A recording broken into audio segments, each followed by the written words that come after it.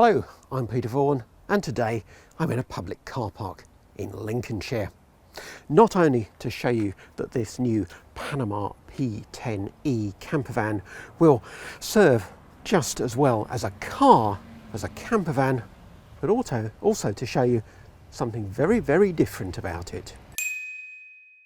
Yes, in 40 years of motorhome and campervan testing, this is a first for me. I've driven plenty of petrol, diesel, even fully electric campervans, but this one is a plug-in hybrid. Now, I'm going to go off to the campsite as usual, and we'll pick up the review there. And this review, of course, like all of them, is brought to you by outandaboutlive.co.uk, home to everything you need to know about campervans and motorhomes.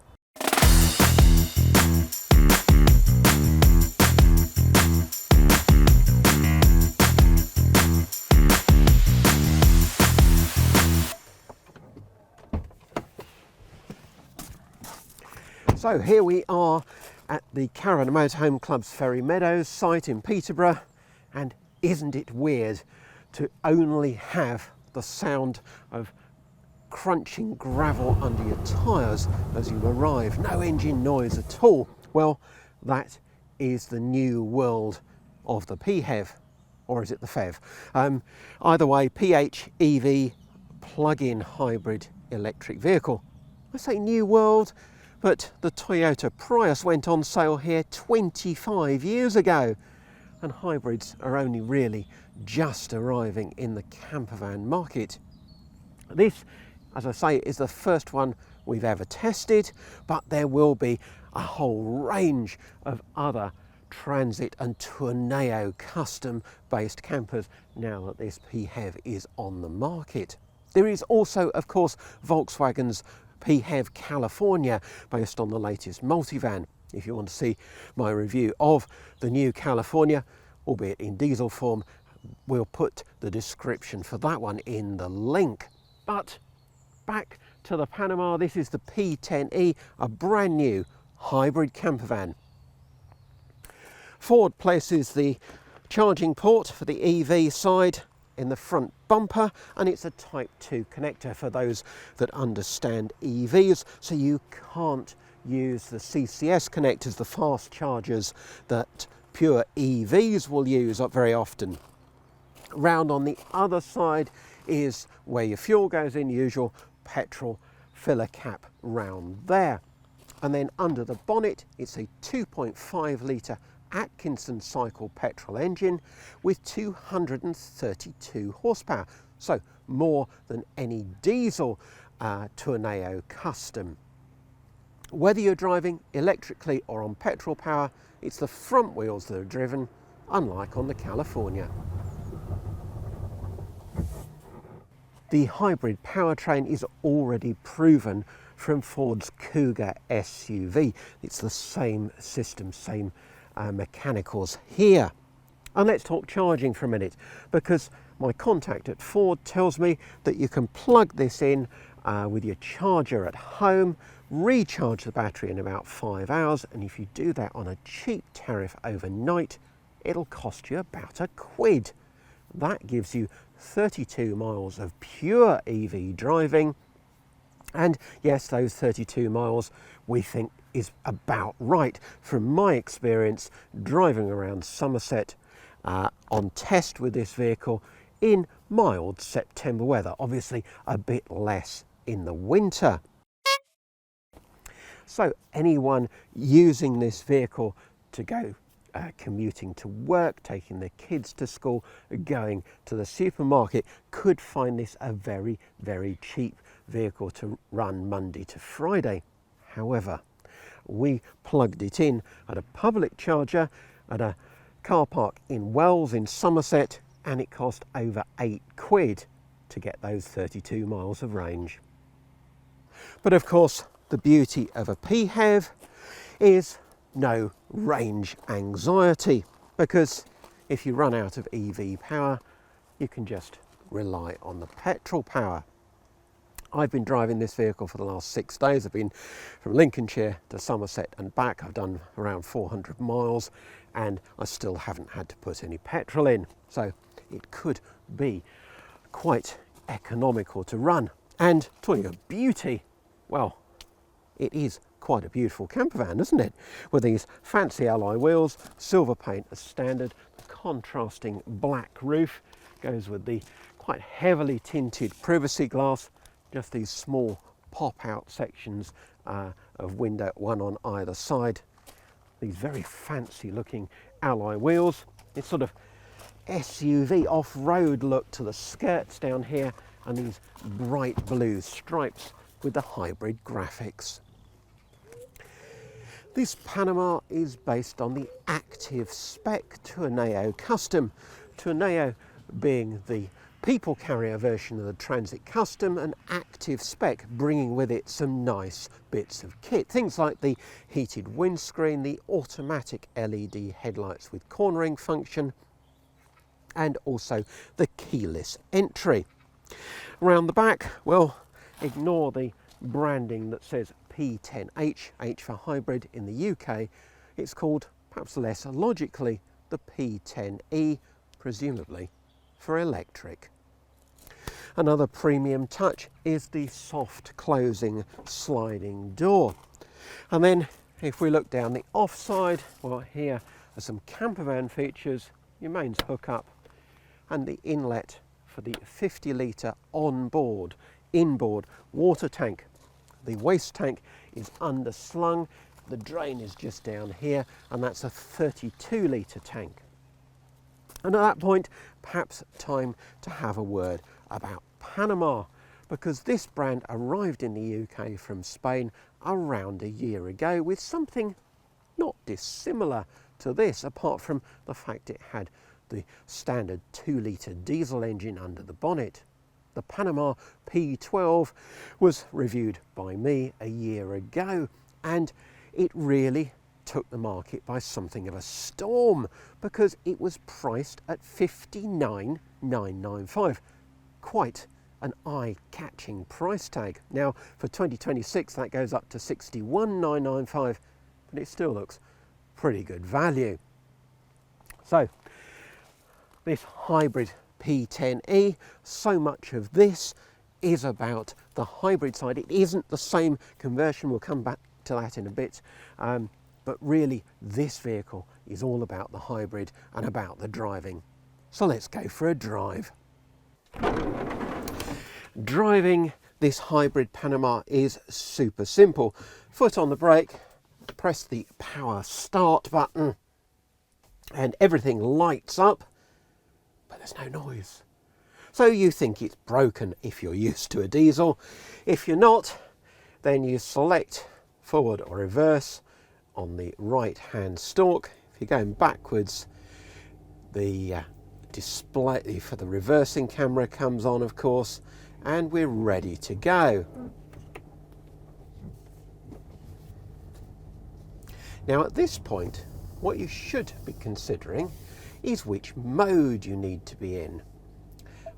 Select features and drive modes, and you have auto EV that'll decide whether it needs the electric or battery power, which is most appropriate. You have EV now, which we can't use at the moment because the battery is pretty much dead, and EV later, which if we'd recharged at home overnight would save that electric power for maybe when we were driving in town in a low emission zone.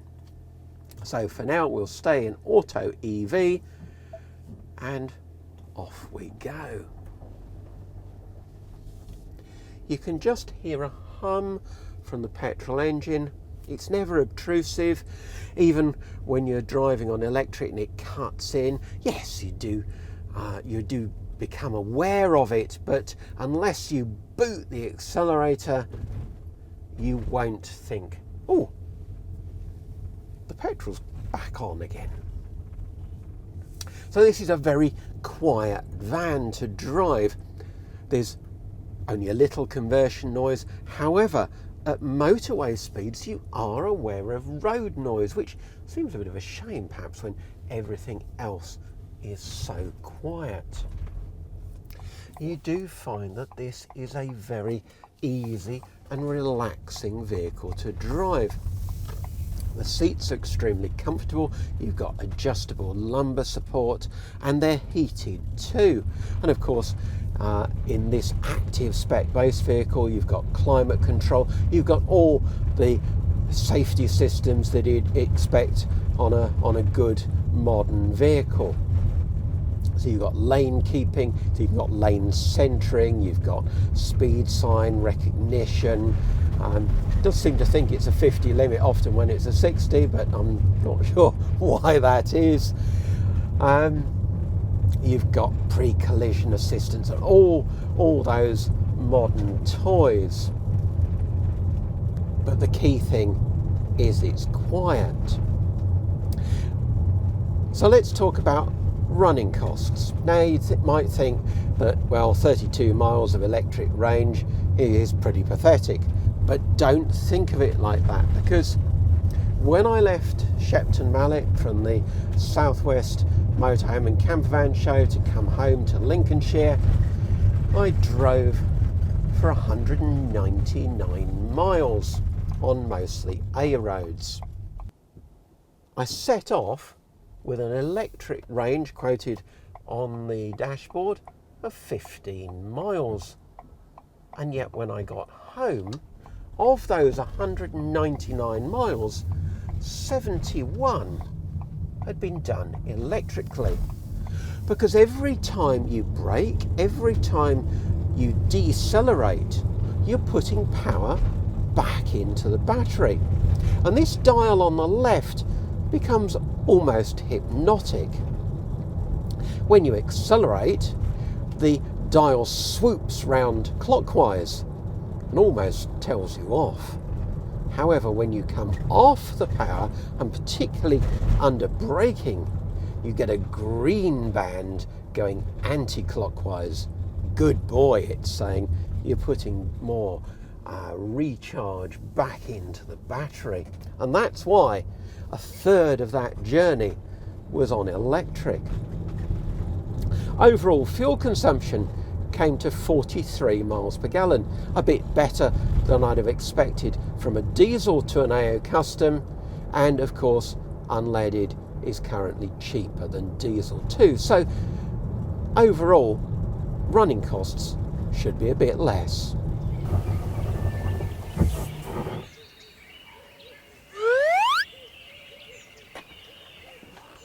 So, I've talked a lot about the Ford side of things.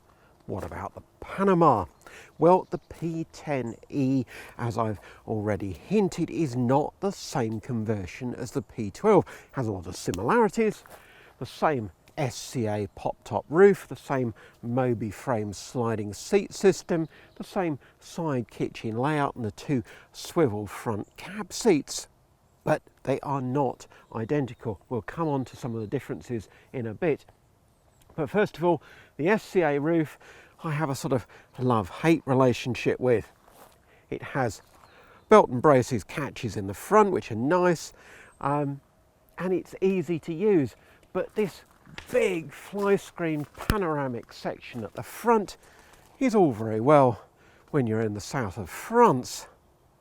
But when you're in Skegness, and it's raining cats and dogs, well, you'll have all that zipped up, and the only bit of daylight coming into the top of the vehicle is in the window on the off side, a small window it's set into the canvas.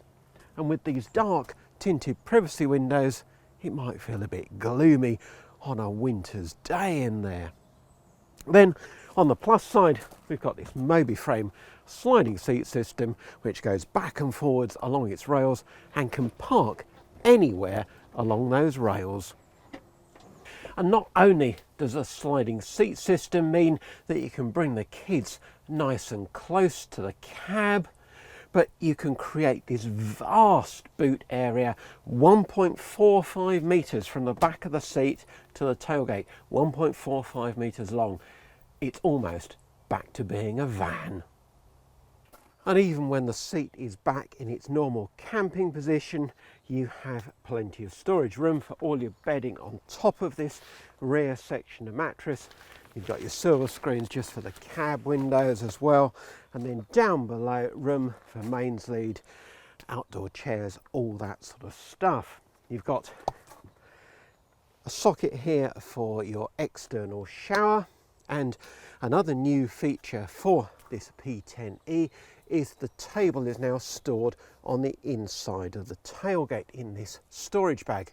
You've got downlighters on the tailgate as well, and these hanging rails maybe for your wetsuit. Also, they've changed the storage under the seat. In the P12 you had a completely open area under the seat. That allowed things to slide forward into the living area. Wasn't great at all, but now they've boxed it in, so you've got a drawer accessible from the living area, and these side cupboards, one on each side with tambour doors, that give you a little bit of extra storage for smaller items.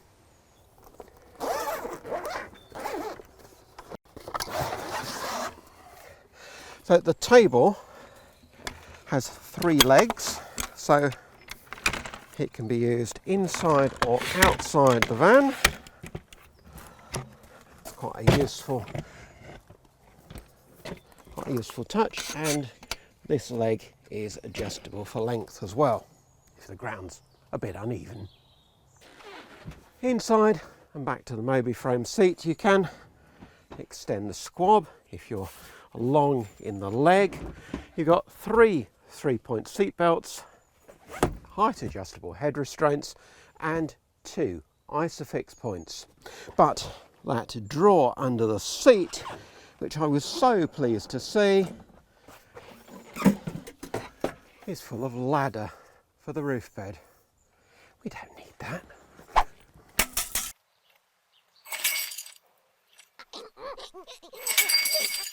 Of course, it's still the classic campervan side kitchen layout.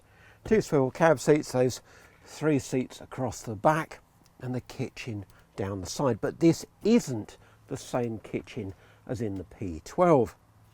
We'll come on to some of the detail changes in a minute, but the key thing is that this is a gas-free camper. So your cooker is a Dometic 2-ring induction hob. But the really clever bit is that while some features, the USBs, the water pump, the fridge, and the interior lighting run off the Leisure battery, that's 100 amp hour, but it's not lithium, the cooker and the heater can run off the EV battery, the vehicle battery that drives the vehicle along. Now, that's done using what Ford calls its Pro Power Onboard system, a 2.3 kilowatt inverter that takes power from the EV battery. Just going back to the rest of the 12 volt system for a second, the lighting includes these strips on the underside of the bed. Those are dimmable, as is the kitchen light, and you've also got these reading lights either for the roof bed or for the cab seats. But let me show you how that Ford Pro Power system works, and remember that that is for off-grid use. If you're camping on a club site like this, you can just hook up to the mains as usual, and your induction hob and your heater will then run off the campsite mains hookup.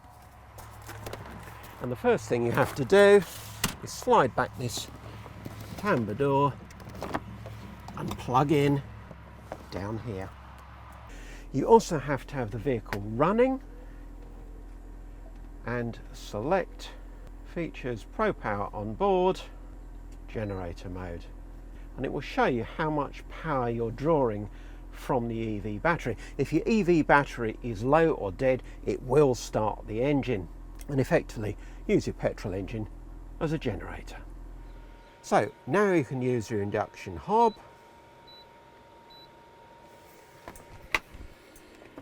and it's time for some soup. And this is as easy as cooking at home. even if it does seem rather strange that you're using your vehicle battery to cook your dinner.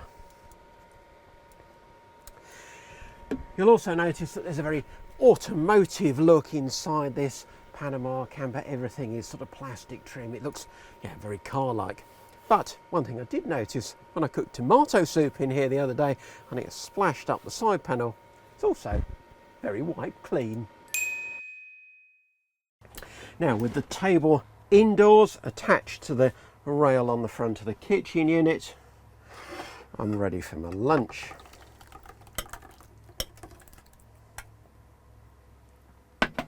Panama do say that using the Pro Power onboard system, you can't use the the cooker and the heating at the same time, and they suggest you use the lower powered 1000 watt ring rather than the right hand 1300 watt ring. But that seems fair enough. It does give you a little bit of off-grid capability, and you can keep an eye on the power you're using on the display on the dashboard. And of course, if your EV battery is flat, the engine will kick in from time to time. Cheers. So, the rest of the kitchen. Well, you've got your 42 litre compressor fridge, storage for a porta potty, this drawer. Now, I've got 2 bowls in there, 2 plastic glasses and a bag of cutlery. That's all. This cupboard here is full of habitation electrics, things like the RCD unit, but you can only get to that when the seat is all the way forward. And then you've got this little top loading cupboard in the corner. Well, I've got my coffee capsules, a bit of Tupperware that I had bread in, some Quality Street and a couple of mugs in there, but that's all. Behind you've got 12 volt USB and a main socket. That main socket also runs off the Pro Power Plus system, and at the other end of the kitchen you've got USB and 12 volt. But storage is pretty limited. Now, yes, we can get rid of the ladder and use that drawer under the seat, but it's not a big drawer. You might decide not to carry the loo. Now, this cupboard back here, I've got my laptop bag in there and a jacket, but really there's no hanging rail in here, so it needs shelves. It desperately needs shelves to make good use of that space. And then behind that, the other half of this tall locker, well, that does have shelves, but really, because it's behind the seat, I have got the saucepan in there, but really you're going to want to use that for clothes storage probably, so not ideal. This camper is not as well equipped for storage as the P12, and it really does lack space in the kitchen to store your non-perishable foods and your pots and pans, your plates and cutlery, all that sort of stuff.